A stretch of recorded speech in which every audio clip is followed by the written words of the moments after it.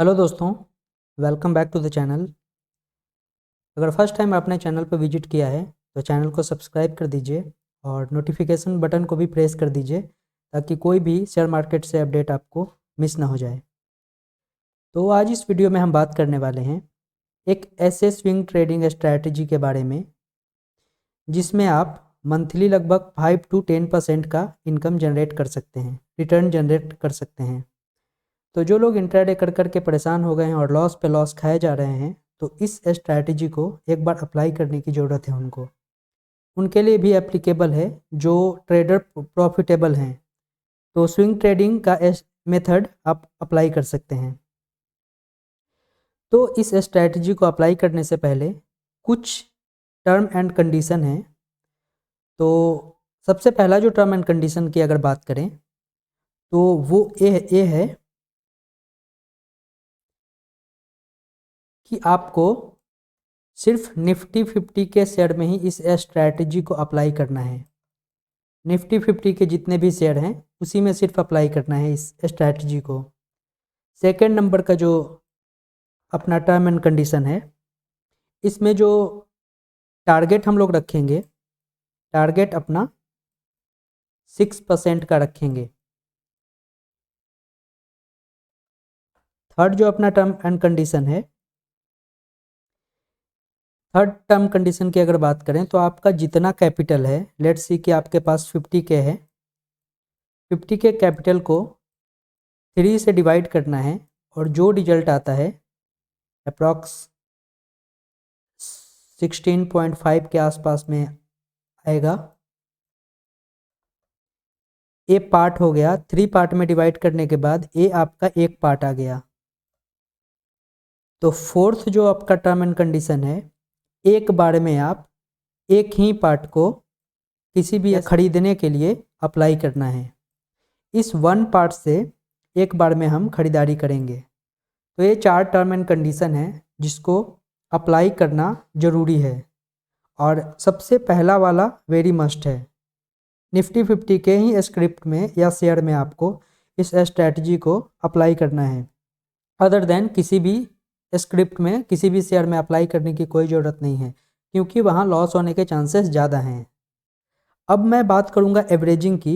तो एवरेजिंग जब मैं चार्ट पे आपको इस मेथड के बारे में बताऊँगा तो वहाँ पे आपको एवरेजिंग कैसे करना है उसके बारे में भी वहीं पे बता दूँगा।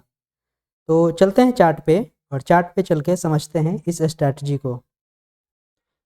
जैसा कि हम चार्ट पे आ गए हैं, तो इस स्ट्रैटेजी को अप्लाई करने के लिए आपको 2 इंडिकेटर का ज़रूरत पड़ेगा।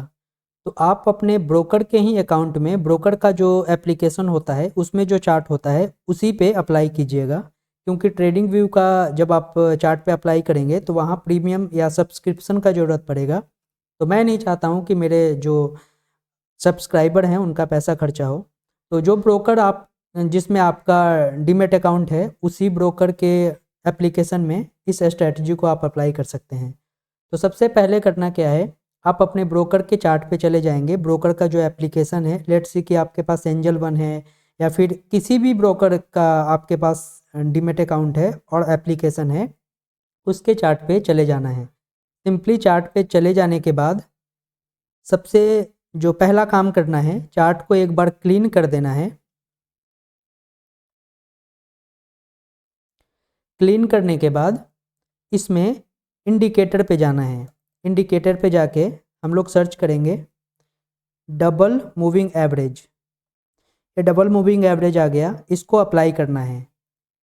अप्लाई करने के बाद दूसरा जो अपना इंडिकेटर है वो है वी वैप।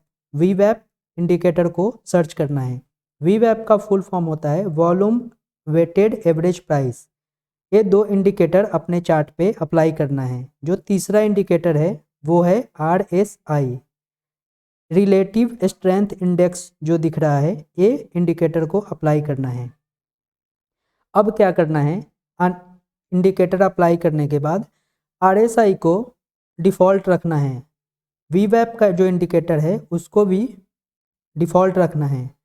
उसके बाद डबल मूविंग एवरेज जो है उसमें से एक जो मूविंग एवरेज है उसमें हम 55 डेज का मूविंग एवरेज सेलेक्ट करेंगे, और जो दूसरा मूविंग एवरेज का जो अपना लाइन है उसमें हम 15 डेज का मूविंग एवरेज सेलेक्ट करेंगे।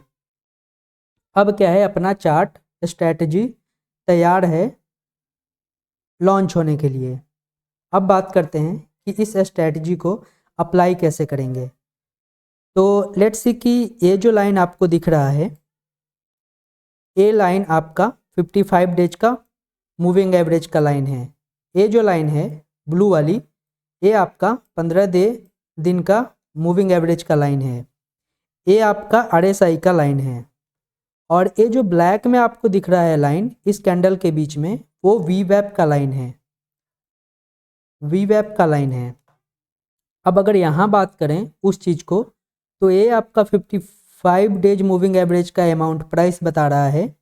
यहाँ पे आपको 15 दिन का मूविंग एवरेज का ये प्राइस बता रहा है। और ये जो ब्लैक में आप देख पा रहे होंगे, ये VWAP का आपको प्राइस बता रहा है। और ये जो रेड में जो प्राइस बता रहा है, ये CMP है, मतलब कि करेंट मार्केट प्राइस का प्राइस है। ओके, आप यहाँ तक समझ गए होंगे। अब बात करते हैं स्ट्रैटेजी अप्लाई कहाँ पे करना है। तो इस स्ट्रैटेजी को अप्लाई करने के लिए मैं SCL टेक का एग्जाम्पल लिया हूँ। आप निफ्टी 50 के किसी भी शेयर में एग्जाम्पल आप ले सकते हैं या फिर वहाँ पे ढूंढ सकते हैं। तो सबसे पहले बात करते हैं कि हम स्टॉक कैसे फाइंड करेंगे।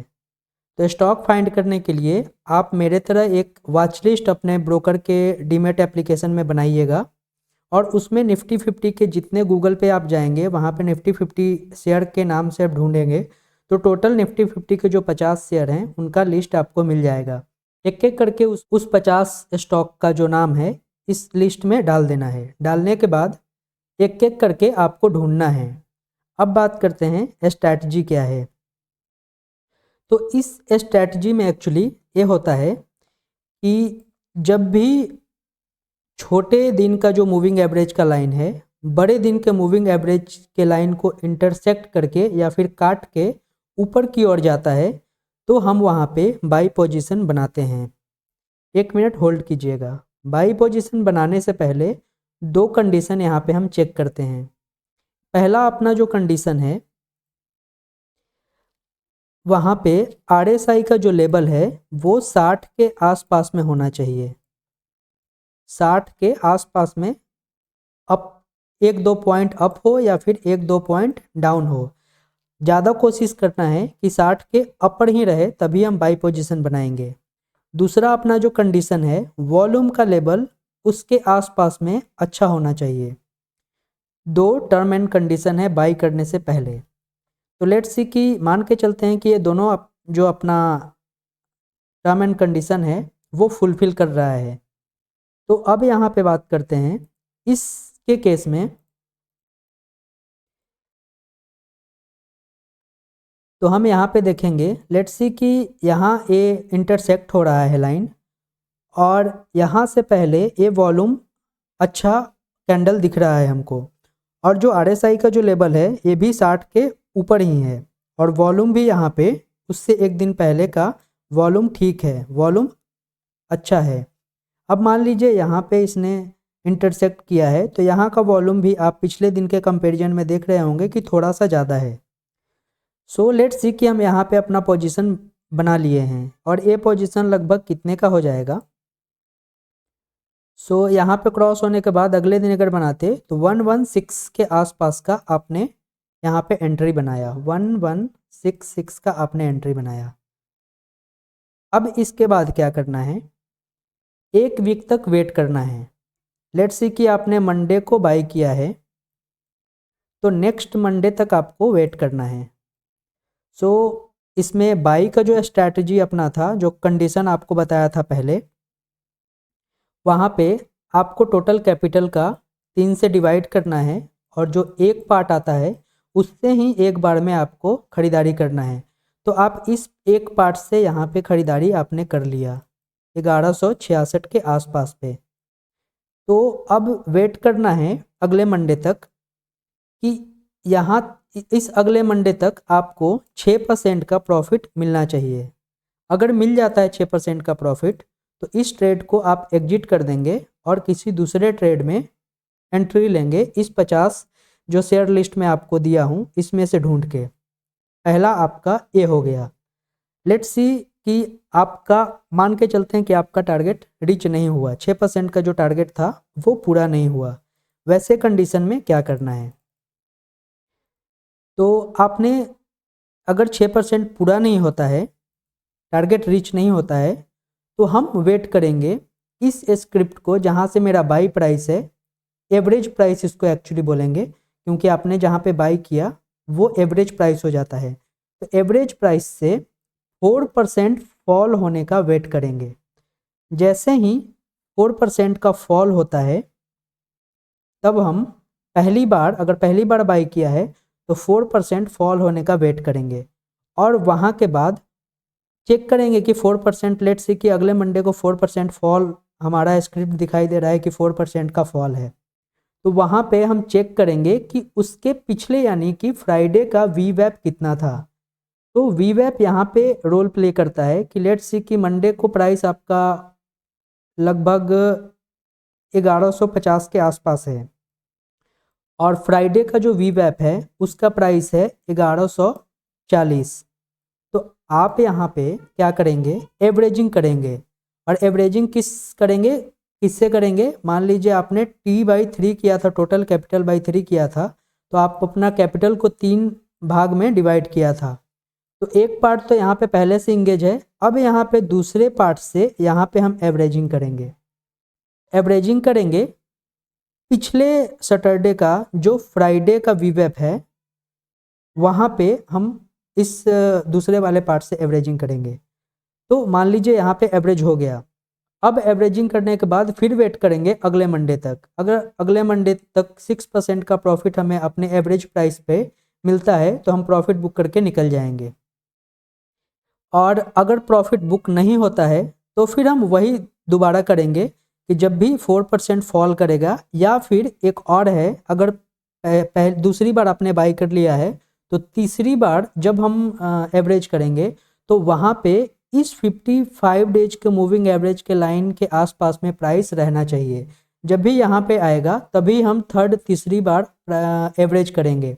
तो जब भी मान लीजिए प्राइस यहाँ पे आया तो यहाँ पे हम तीसरी बार प्राइस को यहाँ पे एवरेज करेंगे। तो 3 बार लेट्स सी कि हमने एवरेज कर लिया और एवरेज अपना जो प्राइस बन के आया, लेट्स सी कि इसके आसपास का होगा 1140 या 1150 का। तो एवरेज प्राइस अगर 1140 आया तो अब यहाँ से लगभग 3% का हम वेट करेंगे कि 3% जैसे ही प्रॉफिट हमारा रीच होता है हम ट्रेड को एग्जिट कर देंगे, अपना प्रॉफिट बुक करके निकल जाएंगे। हालांकि ऐसे 3 बार आपको एवरेज करने का कोई ज़रूरत नहीं पड़ेगा क्योंकि 55 डेज का जो मूविंग एवरेज है ये ब्रेकआउट वाले जो शेयर हैं जो मोमेंटम के साथ मूव कर रहे होते हैं उसी में आपको एंट्री बनाने का मौका मिलता है। तो यहाँ पे अगर आप बाई करेंगे तो ऐसा एक बार ही चांस ऐसा आएगा कि 4% आपको फॉल दिखेगा और यहाँ पे अगर एवरेज करेंगे तो दोबारा आपको मौका नहीं मिलेगा। और फिर उसके बाद सेम चीज़, जो सेम प्रोसेस मैंने बताया दूसरे किसी शेयर में जहाँ पे ए इंटरसेक्ट होता हुआ लाइन आपको दिखे, वो किसी शेयर में इस स्ट्रैटेजी को अप्लाई करना है।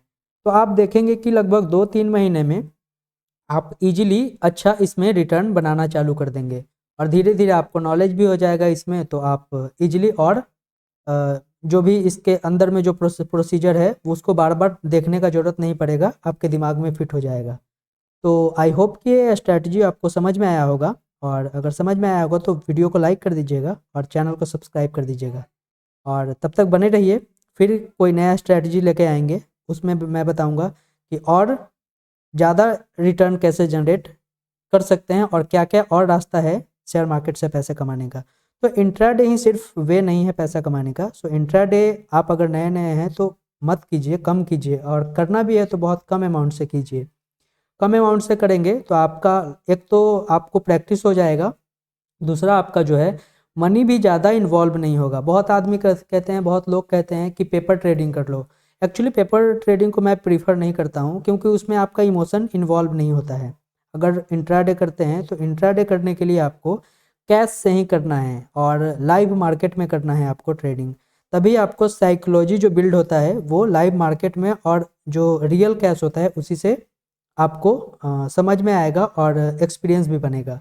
अब पेपर ट्रेडिंग करने बैठे तो पेपर ट्रेडिंग में आदमी क्या करता है कि कुछ भी ले लेता है लॉट। लेट्स सी कि 1 लाख का कैपिटल है, उसमें 10 लाख 15 लाख ऐसे आदमी बाई करता है, उसमें मज़ा नहीं आता है। तो वैसा नहीं करना है, रियल कैश से करना है। लेट्स सी कि एक 1000 या 5 जैसा आपका पॉकेट अलाउ करता है उसके अकॉर्डिंग आपको ट्रेड लेना है। इसलिए अलाउ मैं बोला कि उतना पैसा आपको चला भी जाए तो कोई इशू आपको ना हो, तो उससे करना है और एक्सपीरियंस गेन करना है। उसमें क्या होगा आपका कि आपको फील होगा कि रियल कैश मेरा इसमें इन्वॉल्व है। अगर मैं इसमें 100 रुपये भी कमाता हूँ तो मेरा फ़ायदा है, अगर 100 रुपये नुकसान करता हूँ तो मेरा नुकसान है। तो इसमें आपका साइकोलॉजी बिल्ड होगा और उसके साथ साथ आपका प्रैक्टिस भी हो जाएगा। तो आई होप कि आपको ये समझ में आ गया होगा। तो अब मैं वीडियो को विराम देता हूँ यहीं पे, और तब तक के लिए थैंक यू, स्टे ट्यून्ड।